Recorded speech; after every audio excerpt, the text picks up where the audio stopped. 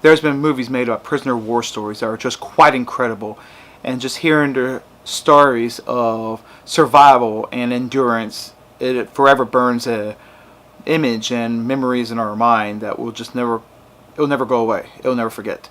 Rescue Dawn is one of those films that just forever, I think, will just stay with you.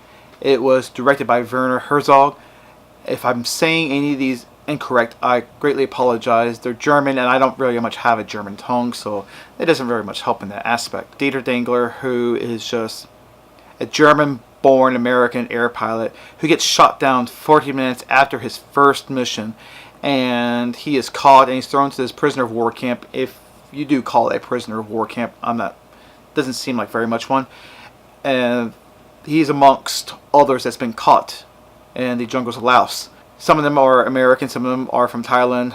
One of the characters that has stuck out with me throughout the film, and I think he steals the movie besides Christian Bale, is Steve Zahn playing as Dwayne Martin. It's just really incredible just watching his character portrayed in this film, and them just going through these everyday scenarios of just talking about how to escape, because some of them are believing that they're going to be rescued. Dieter Dengler, he's telling them that it's not happening. We're not getting rescued. No one's coming for us. We need to get out. So it shows some time. I think it's been a couple of years since some of these men has been in there, and he just got in there within a couple of months. He's telling them this is not happening. So they're right now planning to escape. Dieter Dengler just takes on this role of telling the men of how they need to escape and what they need to do to survive in case they get caught again, or how to track one of the American people down if they get across the border line. At some points it's very hard to watch, because watching them get tortured, and the worm scene really got me when they were feeding them rice, and then one day they decided to feed them worms, and Christian Bale just grabs that bowl of worms and just shoves it in his mouth and eats it. It just, that really is, sorry, that's creepy to me. I can't find myself eating worms like that, and for him to go in this method form of acting, starving himself, again, like from the first film he did was The Machinist. It's not as torturous to see, but it's pretty intense. It's extremely intense. It's very emotional just to see this happening.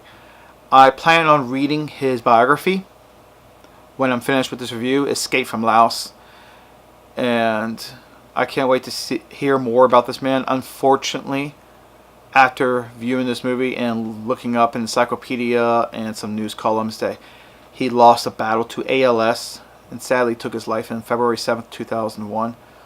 And that, to me, is just heartbreaking, knowing that this man has survived so much and went against the odds, and to be the only one rescued from North Vietnam as this survivor. It's really heartbreaking just thinking about it. But this is a film I would just definitely must see. If you're curious about the length, it's not that long. It's about 2 hours, and it doesn't feel, any part of it felt boring, like I had to fast forward or can't wait for the next scene. It's just a very well made film, and I was just blown away by it. I'm surprised how much it went under the radar at that time, and it still is a film that not many people has known of. It is rated PG-13, and it's rated PG-13, I would say, for the language and for the scenes of torture and violence and so forth. If it was any case of showing blood, I'm pretty sure it would receive an R rating. But other than that, that's what this film is rated. That's how the length of the film, and just an incredible story I would highly recommend watching. Since Veterans Day is coming up, I felt that I must have to do this review in this film.